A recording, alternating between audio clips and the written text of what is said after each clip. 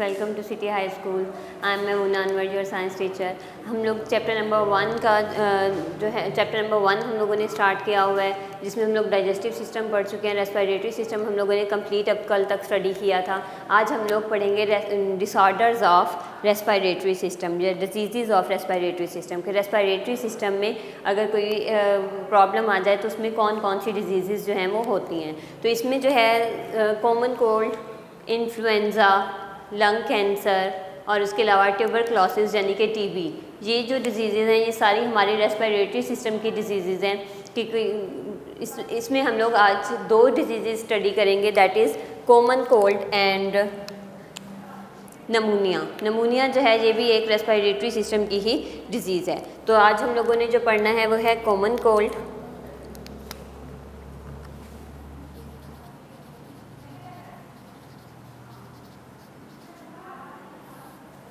Common cold क्या होता है? ये आप सब लोगों को भी पता होगा। नॉर्मली ये पाकिस्तान में बहुत ज़्यादा कॉमन है, थ्रू आउट द वर्ल्ड जो है अगर हम इसे कह सकते हैं कि ये रेस्पिरेटरी डिसऑर्डर जो है ये बहुत कॉमन है। ये एक्चुअली में एक वायरस की वजह से होता है, वायरस, और ये इसका स्प्रेड जो है वो बहुत ज़्यादा आप कह सकते हैं पर्सन टू पर्सन जो है ये फैलता है, पर्सन टू पर्सन स्प्रेड करता है। किसी भी पर्सन जिसे कॉमन कोल्ड है, अगर वो किसी दूसरे पर्सन के सामने छींकता है, कफिंग होती है, स्नीजिंग होती है, या फिर किसी कॉमन कोल्ड पेशेंट के थिंग्स को टच करने से जो है ये वायरस स्प्रेड कर जाता है। ये क्या है? ये एक वायरल डिजीज़ है, यानी कि वायरस की वजह से होती है।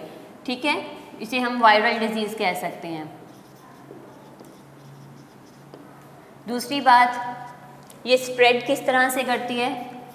इसकी स्प्रेड, कॉमन कोल्ड जो है ये coughing,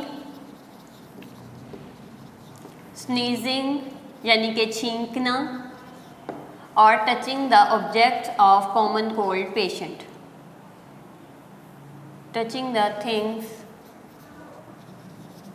of common cold patient.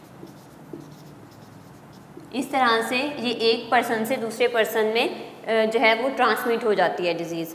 उसके बाद हम लोग इसके सिम्टम्स पढ़ लेते हैं। जब मैंने पहले भी आपको बताया था कि किसी भी डिज़ीज़ को जब हम पढ़ते हैं तो उसके हम सिम्टम्स, काजेज़ अगर दिए हुए हों तो वो काजेज़, और उसका क्योर और प्रिवेंशन, इनमें से जो चीज़ें भी आपको बुक में बताई गई हैं तो आप ये हेडिंग्स बनाकर आपने इन चीज़ों को मेंशन करना है। तो सिम्टम्स आ जाते हैं। सबसे पहले कॉमन कोल्ड का कैसे पता चलेगा कि ये कॉमन कोल्ड है या कोई और डिजीज़ है? इसमें एक्चुअली क्या होता है, सोर थ्रोट होता है, यानी कि आपका गला जो है वो ख़राब होता है। सोर थ्रोट होता है, रनी नोज़ होता है, बहुत ज़्यादा आपको नज़ला ज़ुकाम हो रहा होता है, और उसके अलावा कंजेशन, कंजेशन कहते हैं जकड़ाव को, यानी कि जब आपको बहुत ज़्यादा नज़ला ज़ुकाम हो रहा होता है, आपको सांस लेने में प्रॉब्लम हो रही होती है, तो वो जो प्रॉब्लम है उसे हम कहते हैं कंजेशन। और उसके अलावा हेडेक होता है, स्नीजिंग होती है। तो यहाँ पे मैंने आपको क्या क्या बताया? रनी नोज़,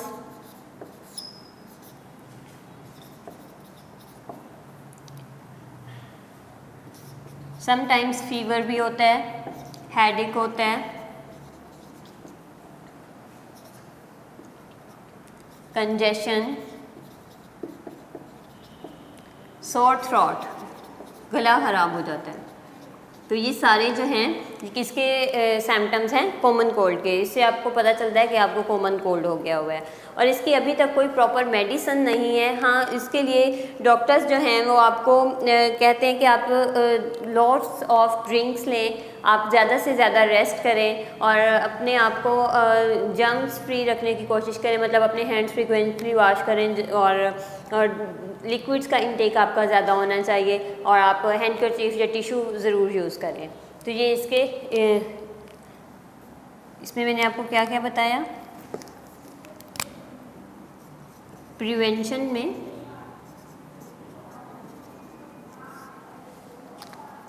इसकी मैंने आपको प्रिवेंशंस बताई हैं कि इसमें प्रिवेंशंस, या फिर आप इसे कह सकते हैं कि आप इसमें कुछ मेजर्स जो हैं आप ले सकते हैं ताकि आपको जो है ये आप इसमें जल्दी क्योर कर जाएं। इसके लिए प्रॉपर मेडिसिन जो है वो नहीं है। तो following measures you can take: lots of drinks यानी कि लिक्विड्स का इंटेक जो है वो आपका ज़्यादा होना चाहिए। और उसके अलावा रेस्ट, प्रॉपर रेस्ट करना है आपको। और इस तरह से जो है ये खुद ब खुद 2-3 दिनों में या फिर 3 से 5 दिनों में ये खुद ब खुद जो है वो ठीक हो जाता है और इसके लिए कोई प्रॉपर मेडिसिन रिक्वायर नहीं होती। ओके स्टूडेंट्स, नेक्स्ट हमारा टॉपिक है नमूनिया।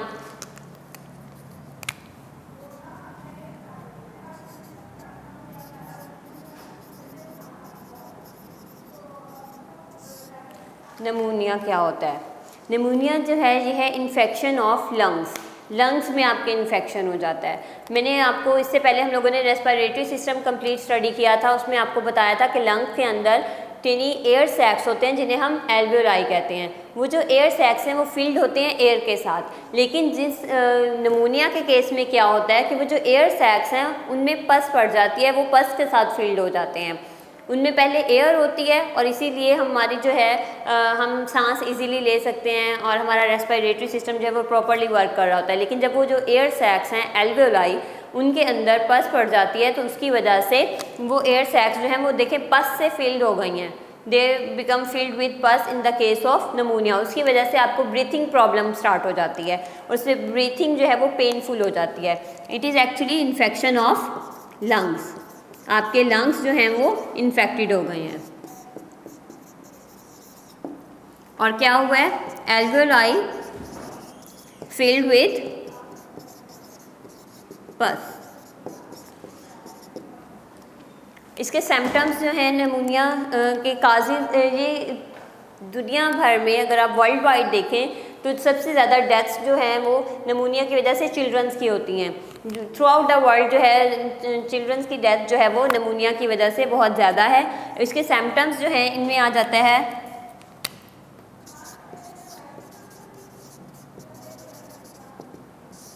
कफ,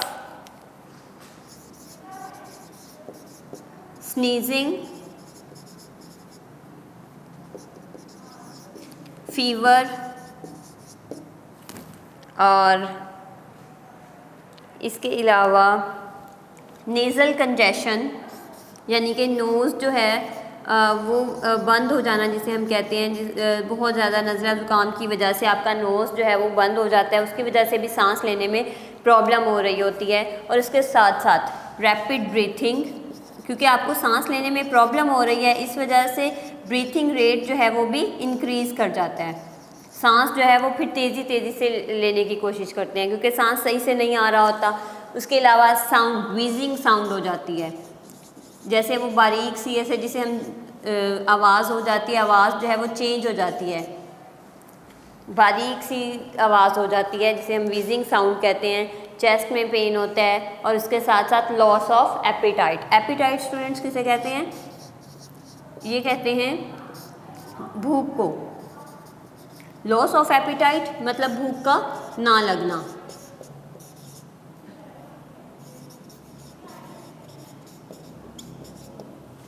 देखिए ये सारे के सारे सिम्टम्स हैं नमूनिया के। इसमें क्या क्या होता है? कफ होती है, स्नीजिंग होती है, फीवर हो जाता है, nasal congestion, rapid breathing, wheezing sound, chest pain and loss of appetite. ये सारे के सारे नमूनिया के सिम्टम्स हैं। और उसके अलावा अब इसमें आपको करना क्या चाहिए? सबसे पहले कि आप you should consult your doctor as soon as possible to treat pneumonia. Doctor क्या करेगा इसका ट्रीटमेंट?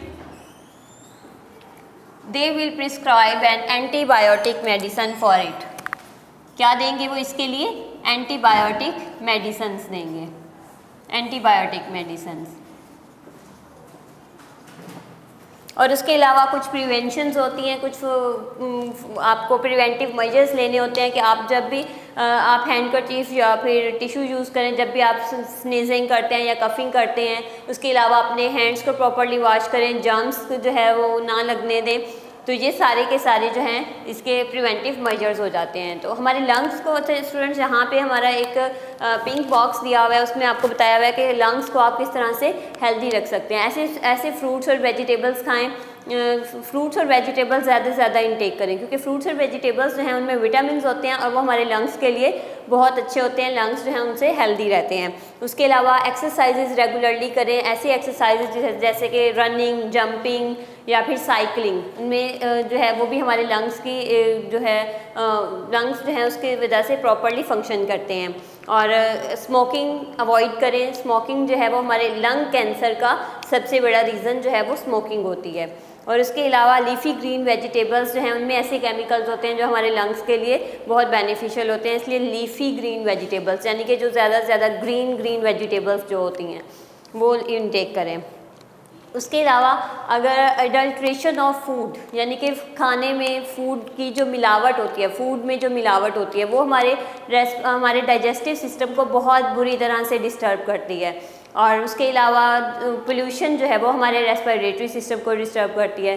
तो ये सारी जो चीज़ें हैं ये हमारे गवर्नमेंट को भी इन पे एक्ट करना चाहिए और इन्हें जो है वो ठीक करना चाहिए ताकि हम कम्प्लीटली हेल्दी रह सकें। तो स्टूडेंट्स, हम लोगों ने आज जो है रेस्पिरेटरी सिस्टम के डिजीज़ पढ़ी हैं। हम लोगों ने 2 डिजीज़ यहाँ डिस्कस की, common cold and नमूनिया। Common cold जैसे नज़ला ज़ुकाम वगैरह होता है, ये वायरल डिजीज़ है, इसमें भी कफिंग स्नीजिंग होता है। ये स्प्रेड किस तरह से करती है, किसी कॉमन कोल्ड पर्सन अगर कफ करता है, स्नीज़ करता है या फिर आप किसी कॉमन कोल्ड वाले पेशेंट की किसी चीज़ को टच करते हैं तो उससे भी आपको जो है ये कॉमन कोल्ड हो जाता है। इसके सिम्टम्स में runny nose, fever, headache, congestion and sore throat आता है। और इसके लिए आप ज़्यादा से ज़्यादा जो है ड्रिंक्स लें, लिक्विड इनटेक आपका ज़्यादा होना चाहिए और प्रॉपरली रेस्ट करें और इसके लिए कोई प्रॉपर मेडिसिन नहीं होती।